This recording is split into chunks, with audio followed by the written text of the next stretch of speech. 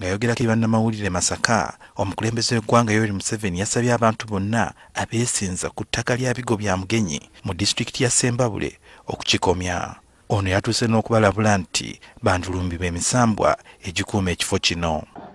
Bigo bya Mugenyi kifo ky'abachwezi ani anatwala mu Bigo bya Mugenyi n'asigalawo omulamu. Koti nibo bote mugobye oba gavumenti mugobye Katonda agenda kumwegobera ye kenyini. Naye mukoze bulungi okumbulira ayingidde mu Bigo bya Mugenyi agenda kuvaamu. Bigo bya Mugenyi kye kimu ku bifo ebikozesebwa ng'ekyobulambuzi olw'obulungi nga kw'otadde n'ebyobuwangwa eby'abachwezi ebisangibwa wano. Good you have told me I'm also going to contribute to saving Bigo bya Mugenyi. Tugenda kubagoba.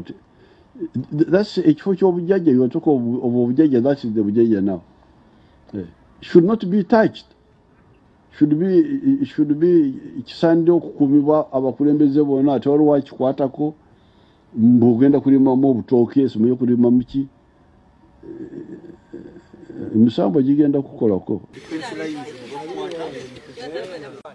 Gye buvuddeko abalabirira ekifo kino beekubira omulanga eri Pulezidenti Museveni nga bwe waaliwo abakulembeze abaali bagenda mu maaso okwesenza mu kifo kino nga n'abamu baali batandise okutunda ku ttaka lyakyo. Bigo bya Mugenyi kisangibwa kilomita 6 okuva mu ttawuni y'e Ssembabule era nga mu kaseera kano ekifo kino kigenda mu maaso n'okukuumibwa ng'ekifo eky'obulambuzi.